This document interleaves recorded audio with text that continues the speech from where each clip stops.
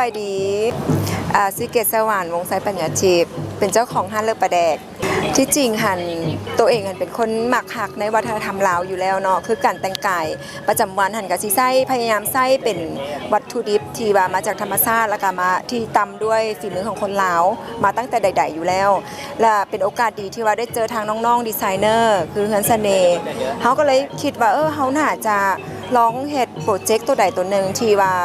อยากส่งเสริมวัฒนธรรมลาวให้คนรุ่นใหม่ให้กับเจ้าฮู้ซึกว่าให้กับเจ้าภาคภูมิใจในการใส่เครื่องลาวคือเฮาเพื่อว่าให้ฮิตของประเพณีของลาวเฮาได้สืบทอดต่อไปที่จริงเนาะคือตัวเองนุ่งมื้อนี้ก็เป็นสุดเสน่ห์ทั้งหมดเลยแล้วเป็นสุดเก่าแก่ที่แบบว่าเก็บสืบทอดกันมารุ่นสู่รุ่นซึ่งว่ามันเป็นมูลมรดกที่พวกเฮาแบบบ่มีโอกาสก็จะบ่ได้ใส่ฉะนั้นถ้าว่ามีงานแฟชั่นโชว์แบบนี้เนาะพวกเขาก็คิดว่าจะเป็นอีกหนึ่งสิ่งที่ว่าเห็นให้คนยุคใหม่ได้เห็นลวดลายอันสวยงามของผ้าสิ้นหรือว่าผ้าเบียงอย่างของเขาต่างๆซึ่งว่าจะเห็นให้กับเจ้ามีความสนใจและอยากใส่และรู้สึกใส่และบ่เขินอายดีใจทุกครั้งที่ว่าเห็นคนรุ่นใหม่เนาะถ้ามีความสนใจอยากสวมใส่อาภรณ์ลาวว่าจะเป็นสิ้นเป็นเสื้อแพ้เบียงสามารถเอามาประยุกต์ใส่เป็นลวดลายก็เป็นไปได้เนาะซึ่งว่าถ้าว่าเด็กรุ่นใหม่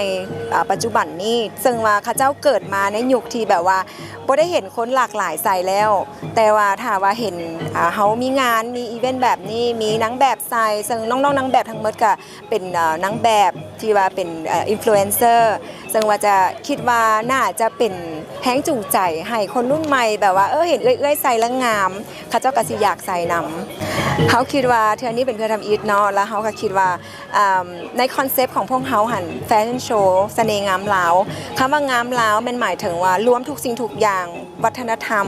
การนุ่งถือการแต่งกายอาหารการกินทุกสิ่งทุกอย่างเป็นวัฒนธรรมของลาวเฮาแล้วพวกเขาคิดว่างานนี้เป็นงานทำอีทซึ่งว่า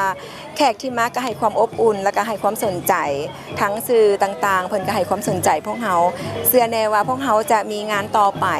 อาจจะบ่ได้อยู่เลิศประแดกเนาะแต่ว่าอาจจะเป็นการร่วมงานกันอยู่ที่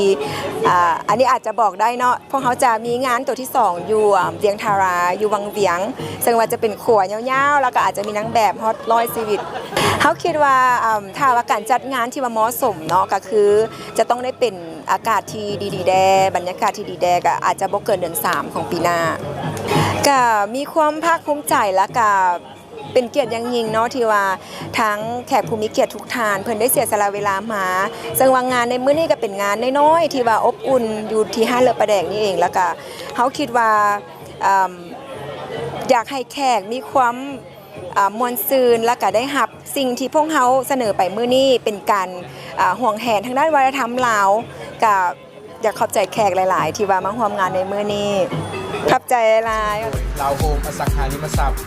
ห้องเสื้อไมสไตล์เมนโฟลเดอร์คำเผาสั่งได้